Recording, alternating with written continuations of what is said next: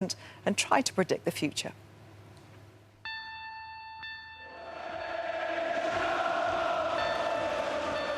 What is success then? Is it at the start of the season thinking I'm going to win this and this, or is it thinking at the end of the season I want to be fit enough to play another season? No, I'd rather give up at the end of the season and win the league than not and play next season.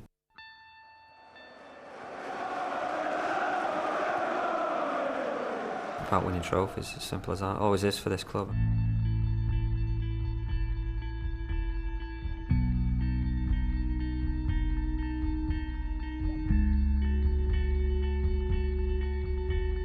The likes of Gary Pallister and people like that. They must have seemed like really old men to you then, though. You know, because now you're that kind of age. Did they appear like old men then? Yeah, they did. Yeah, you know, likes of Brian Robson, you know, Brian McClare, Steve Bruce.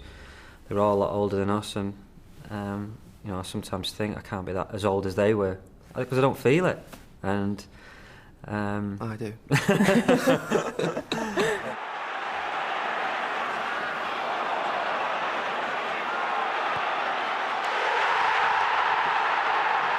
think Giggs is a freak in that sense. Usually when you get older, and I can speak from experience, you know, you do feel it a lot more. I think generally the way that Giggsy plays, he floats around the pitch and always has done, still does the same now. Whereas with me, it's, you know, it's a battle. You know, it always has been. You know, when I run, it's like a battle. So, you know, I feel it a lot more after a game now.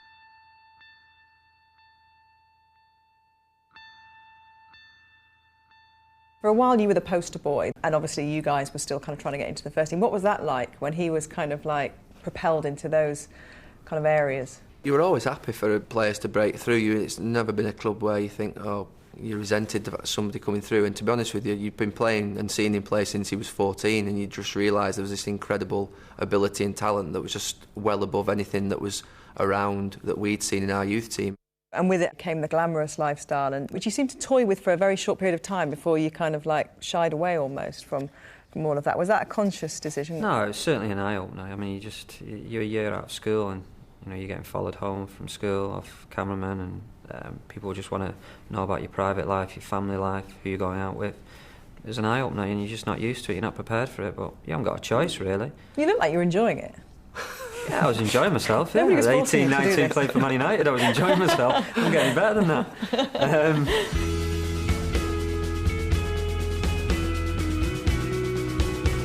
One of the great stories that gets told, and I'm not sure exactly how much truth, about you being at a party and Alex Ferguson walking and marching you out of the party when you were about 18 or something. And I often wonder how many times you see that now with, you know, young players. The manager's got spies all over town.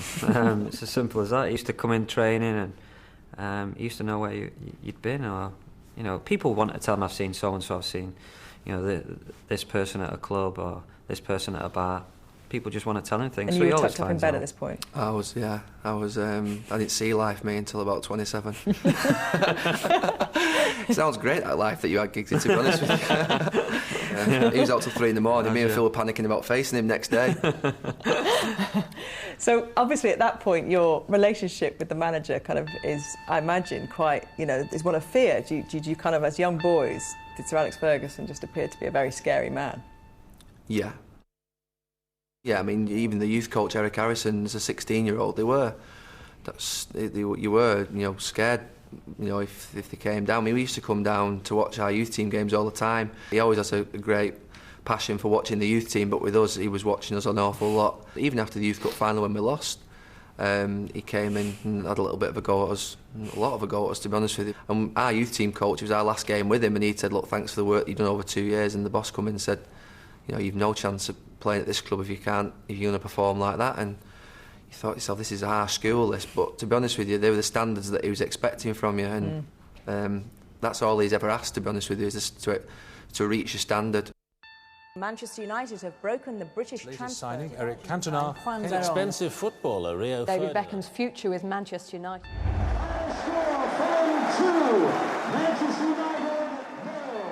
There aren't many scenarios that you can't have seen in your years. You know what I mean? You must feel like history repeats itself. You take defeat totally differently now. Well, I do anyway. When I was younger, it used to take me ages to get over it. It still hurts as much, but you get over it quicker, and that's what I mean. You see the younger players and you just see them, they think it's the end of the world. And that's how you used to feel. But now with experience, you know that you've got to recover, and that's our job to pick them up. It is your job. You feel it is your job to pick them up? Yeah, because we were in that position. I remember, like I say, when I was younger and we would get beat, I didn't play well, I'd be at the back of the coach and I think it was the end of the world. Who picked you up? The likes of Brian Robson, Steve Bruce. It's like when we won our first championship, and they said that the kids won the championship that year. It wasn't the kids that won the championship that year. You know, we had Steve Bruce, Gary Pallister, Peter Schmeichel, Roy Keane, Eric Cantona. Without those, we would never have been able to win that championship that season. And don't get me wrong, we did win the championship with a youngish squad, but without those players, without Roy in midfield, without Brucey and Pally, without Schmeichel, without Cantona, we were nothing.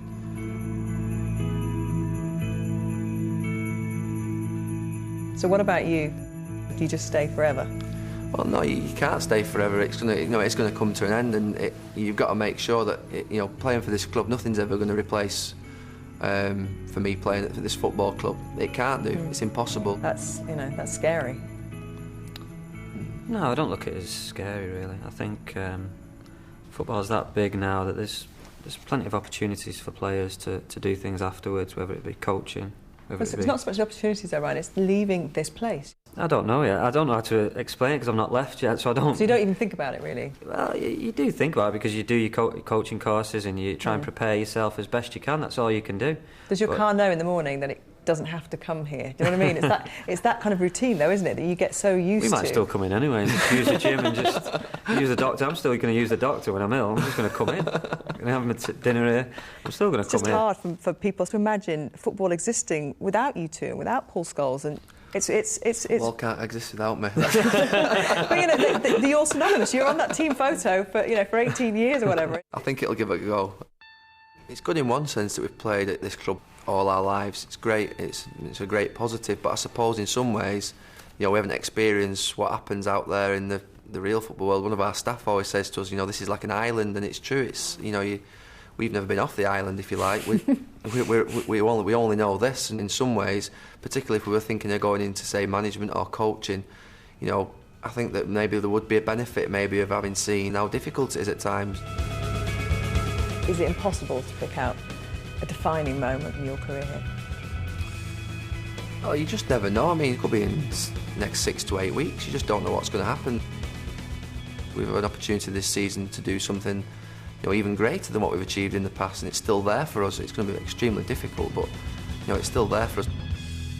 I've had a great life. You're just playing football every day. Unbelievable. Travelling around the world for free. There's not many jobs. Always comes back to money with him, doesn't it? He wants a deal, you know what I mean? The galloping Gary Neville. The manager's very clever. Comes out to Giggs. Makeda. We'll never let a team grow all together and make sure that as you fall off the conveyor belt, there's something coming at the other end. Kiko Makeda, 17 years of age, comes of age for Manchester United.